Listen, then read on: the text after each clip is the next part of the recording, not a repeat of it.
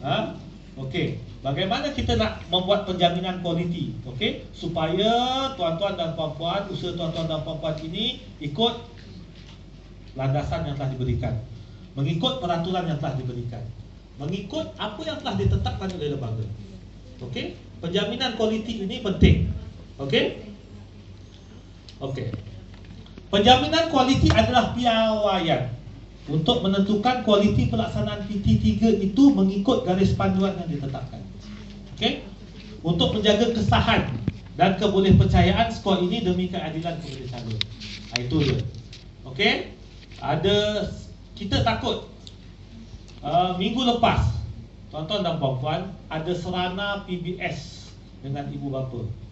YDP PIBG, NYDP PIBG dan PIBG sendiri datang di SMP Datuk Abzah. Saya hari Isnin lepas. Ada soalan daripada pihak ibu bapa. Bagaimana pelaksanaan PT3 ini dapat menunjukkan bahawa integriti guru itu adalah tinggi. Dia tanya guru tu, kita sebagai guru tu. Itu ada soalan. Maknanya ada ibu bapa mempertikaikan integriti dan integriti cikgu lah nak buat ni. Jadi saya harap tuan-tuan dan puan-puan jangan pecahkan kepercayaan masyarakat daripada kita lah. Kita sebagai guru, sebagai pelaksana, kita sendiri yang tabur garam dekat organisasi kita. Okey? Jadi tolong jaga integriti. Okey? Penjaminan kualiti PT3 akan dilaksanakan oleh personal pentaksiran yang dilantik oleh Lembaga Peperiksaan, Jabatan Pendidikan Negeri dan Pengetua Sekolah.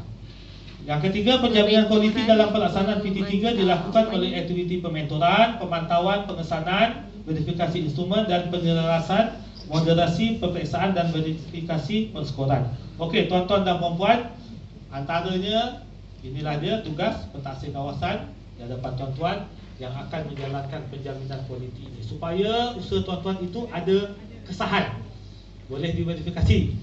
Okey? Baik. Pementoran, iaitu memberi bimbingan, khidmat bantu dan nasihat mengenai pentaksiran. Yang kedua, meningkatkan kemahiran pelaksanaan pentaksiran dan kompetensi dalam kalangan guru yang dibimbing dan memberi kefahaman mengenai pemasangan instrumen, ujian bertulis dan pemeriksaan skrip jawapan. Ini salah satulah pementoran dia. Okey? Baik. Pengesanan, mengesahkan pemasangan instrumen bertepatan dengan panduan pemasangan instrumen yang disediakan oleh lembaga peperiksaan. Okey, pentaksir kawasan saya akan bagikan pada mereka 5 sekolah. Okey? Jadi mereka akan pergi ke sekolah tuan-tuan dan puan-puan untuk membuat pengesahan, verifikasi pemasangan soalan yang tuan-tuan dan puan-puan buat itu betul dan mengikut landasan peraturan yang telah ditetapkan oleh lembaga. Okey. Kalau dulu senang aja ya PMR ya. Murid daftar calon, lepas tu ajar periksa. Tapi pentaksiran ini kita nak melihat pentaksiran secara holistik. Okey.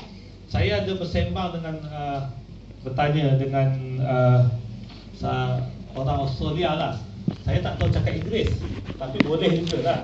Okey. Dia cakap kebetulan jumpa di mana ya tadi.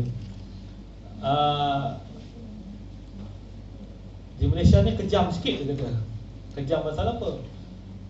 Murid diberi 8 mata pelajaran, 9 mata pelajaran, jawab periksa, lepas tu skor semua, dan di situ dikelaskan murid itu bodoh atau pandai. Okey? Contohnya 8 mata pelajaran, yang A dapat 8A, pandai. Yang dapat 1A, golongan tak pandai. Pasal apa? Pasal berdasarkan peperiksaan. Padahal ada murid, bukan semua murid pandai dalam semua mata pelajaran. Dia cakap tak, saya beritahu je lah kan. Bukan semua murid pandai dalam mata pelajaran. Ada murid yang memang pandai. Macam cikgu pun ada option. mengajar ikut option. Sekolah menengah kan. Kalau sekolah rendah tak apa, sekolah menengah mesti ikut option kan. Kalau cikgu pendidikan Islam ajar kimia, ajar fizik, terduduk dia. Itu cerita-cerita je lah kan cikgu ya.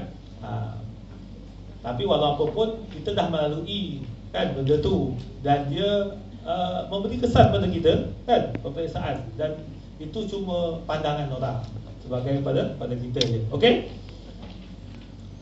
Pemantauan, okey, memastikan pentadbiran tugasan dan pemeriksaan skrip jawapan menepati jadual dan prosedur yang telah ditetapkan.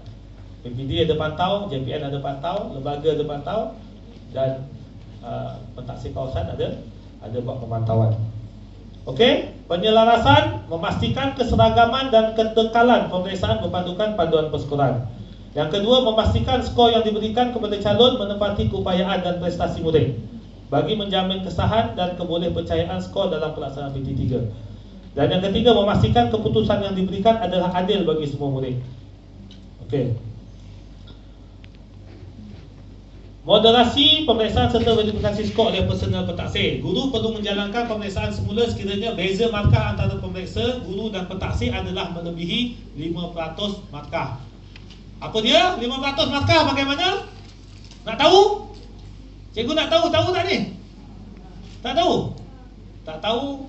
Tunggu pentaksir nanti, dia akan terangkan bagaimana kalau skor murid lebih daripada pentaksir apa, cikgu kira macam mana, nanti dia mereka akan terangkan. Okey?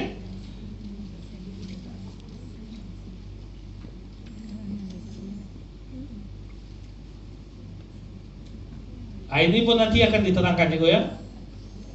Okey, terima kasih. Boleh ya? Nanti pentaksir kawasan, ketua pentaksir tolong terangkan berapa beza